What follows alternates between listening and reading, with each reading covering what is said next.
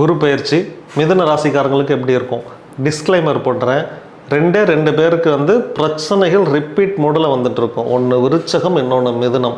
இந்த மிதுனமாக இருக்கிறவங்க நல்லா இருப்பாங்க, ஆனால் வாய் ஓவரால் ஸ்டேட்மெண்ட் பெருசாக ஒன்றும் இல்லைங்க அப்படின்னே தான் சொல்லுவாங்க. இவங்களும் சரி, விருச்சகமும் சரி, இவங்க ரெண்டு பேருக்கும் ஆக்சுவலாக பிரச்சனை இருக்கான்னு கண்டுபிடிக்கிறதுக்கே ரொம்ப நேரம் ஆகும். நல்லா தான் இருப்பாங்க, பட் இவங்க புலம்பல் கேஸ் இவங்க ரெண்டு பேரும். அதனால் நீங்கள் புலம்புறதை நிறுத்திட்டீங்கனாலே இப்போ நான் சொல்கிறது எல்லாமே நடக்கும். இப்போ நீங்கள் மனசில் இப்போ நான் எல்லாமே சொல்லுவேன், பாசிட்டிவாக நிறைய விஷயங்கள் சொல்லுவேன். ஆனால் இப்படி தான் வருஷம் பூரா சொல்கிறீங்க, ஒன்றுமே நடக்க மாட்டேங்குது. எஸ், இதே புலம்பல். இந்த புலம்பலை தான் நீங்கள் டைப் பண்ணலான்ட்டு இருந்தீங்க அப்படின்னா ஃபஸ்ட்டே நீங்கள் கமெண்ட்டில் டைப் பண்ணிடுங்க. எஸ், எல்லோரும் சொல்கிறீங்க வருஷம் வரீங்க, மிதுனத்துக்கு அப்படி இருக்குது, விருச்சகத்துக்கு அப்படி இருக்குதுன்னு சொல்கிறீங்க. விருச்சகமாக தான் இருக்குதே ஒழிய ஒன்றும் சேர்ந்த மாதிரி ஒன்றும் இல்லை. எஸ், இந்த ரெண்டும் இந்த குரு பயிற்சி நிச்சயமாக நல்லாயிருக்கும். நான் நம்புகிறேன், நீங்கள் நம்புங்க, நிச்சயமாக நல்லது நடக்கும். பலன் பார்த்துடலாம். 2ல் குரு உச்சம். என்னென்ன நடக்கும் அப்படின்னு, பழசுக்கு புதுசு ஆஃபர். எஸ், நீங்கள் பழைய வீட்டில் இருக்கீங்க அப்படின்னா ஆல்ட்ரு பண்ணி புது வீடு பண்ணுவீங்க. கம்பல்சரி இதில் எலிவேஷன் மாற்றுவீங்க. இடமாற்றம் நடக்கும்.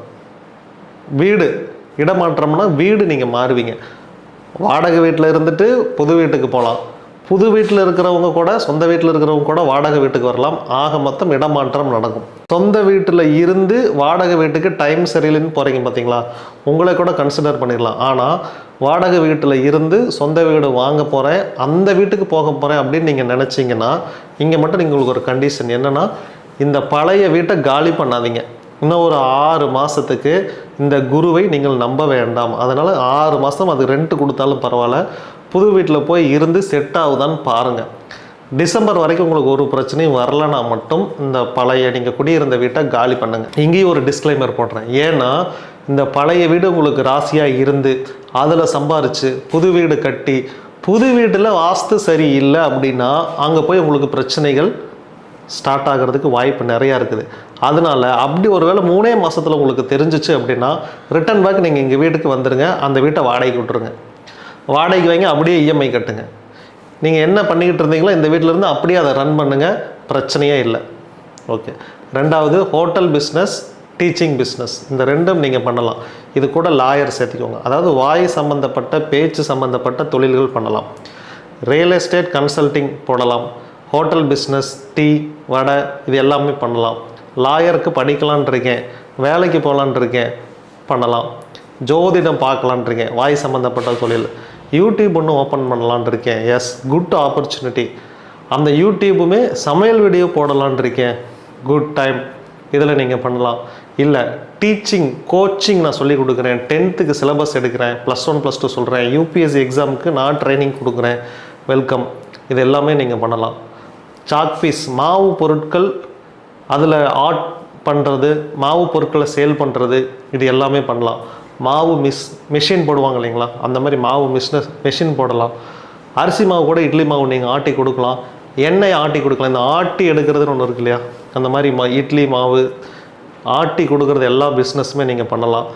செக்கு எண்ணெய் புதுசாக நீங்கள் போடலாம். இல்லை ஏதாவது ஹேர் ஆயில் மாதிரி புதுசாக ஏதாவது ஒரு பிஸ்னஸ், நான் எண்ணெய் காய்ச்சி எடுக்கிறேன், அந்த எண்ணெய் ஆட்டுறது, அந்த மாதிரி பிழியிறது, இந்த மாதிரி பிஸ்னஸ் நீங்கள் பண்ணலாம். ஈவன் பிழியறதுல இந்த கரும்பு ஜூஸ் கடையுமே கூட வரும், கரும்பு ஜூஸ் கடை நீங்கள் போடலாம். இது எல்லாமே நீங்கள் பண்ணலாம். 2ல் குரு உச்சம், 3ல் கேது.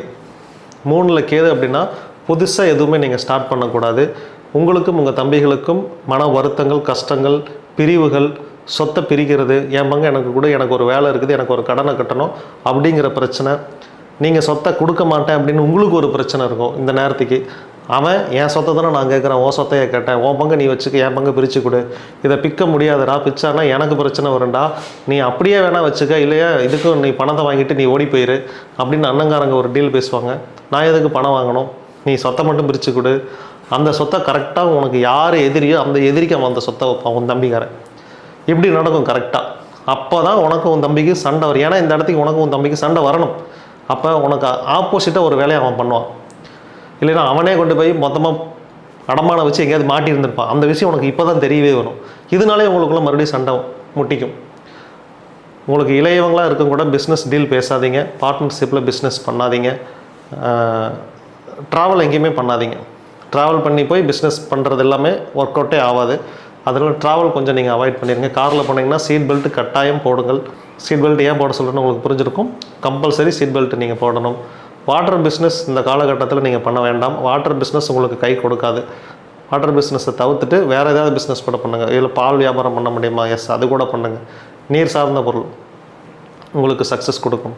ரெண்டாவது மிதுனம் 1ன்னு வச்சிங்கன்னா 10 சனி, 9 ராகு இருக்கிறார். சனி ராகு சேர்க்கை இருக்குது. அதாவது அடுத்தடுத்த வீடுகளில் இருக்கிறார்.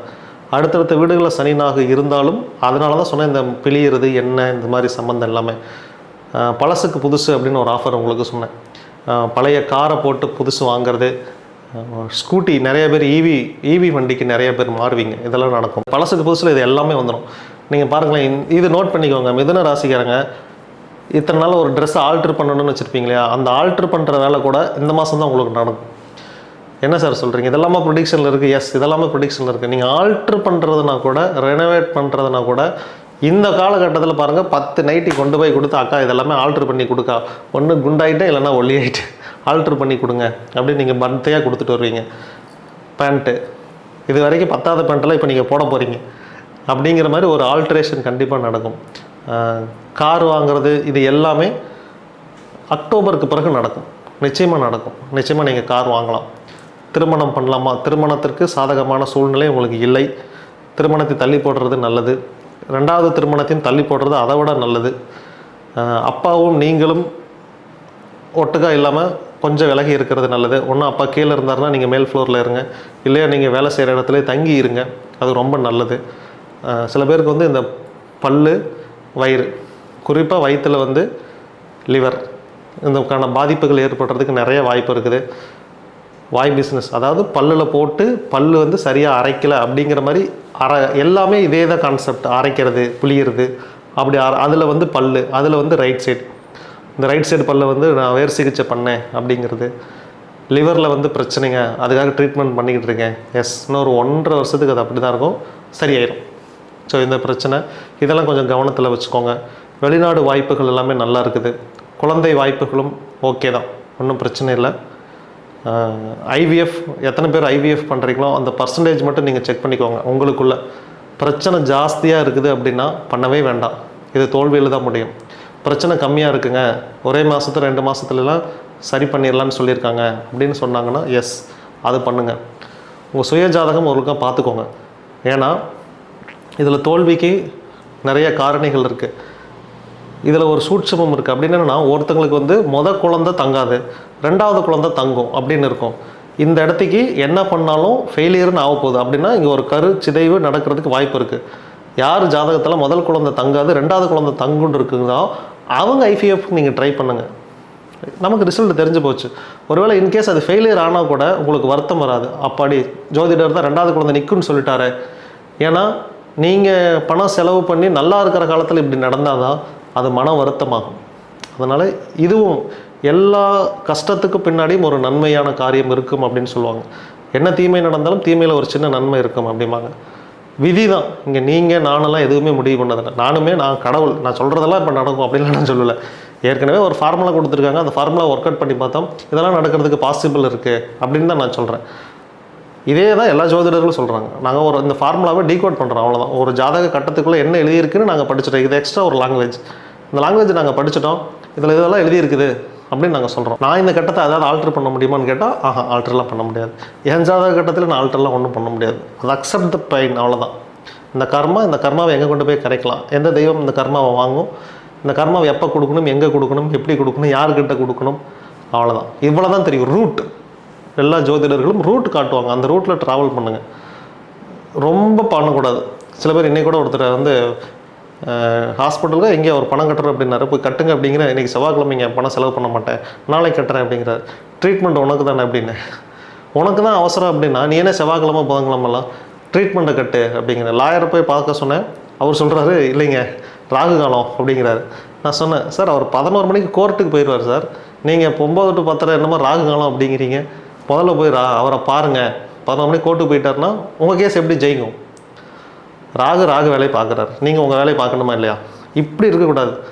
ஜாதகம்னு என்னென்ன அப்படின்னா, நீங்கள் ஒரு சுபகாரியம், வீடு வாங்குறேன், கார் வாங்குறேன், அப்படி ஃபஸ்ட்டு பிகினிங்னு ஒன்று இருக்கும் இல்லையா, அதுக்கு நீங்கள் நல்ல நேரம் பார்த்து இதெல்லாம் பண்ணலாம். டெய்லியும் காலையில் எந்திரிக்கும் போது எல்லாமே தேதி காலத்தில் பார்த்து கண்ணு முழிக்கலாமா, 8 மணி ஆயிடுச்சா அப்படின்னு பார்த்துட்டு விழிச்சா, அப்படின்னு பார்த்துட்டு சாப்பிட்டா பைத்தியம்னு அர்த்தம். ஸோ இந்த மாதிரி பண்ணக்கூடாது. எதுக்குன்னு வரைமுறைகள் இருக்கோ அதுக்கு மட்டும் நீங்கள் பண்ணால் போதும். ஸோ ஓவரால் நான் சொல்கிறேன், இது வரைக்கும் இல்லாத மாற்றம் மிதுன ராசிக்கு நிச்சயமாக நடைபெறும். நம்புங்க, நம்பிக்கை தான் எல்லாமே. நெசந்தான் சொல்கிறேன். கிழக்கே சித்த நமோ நம்ம.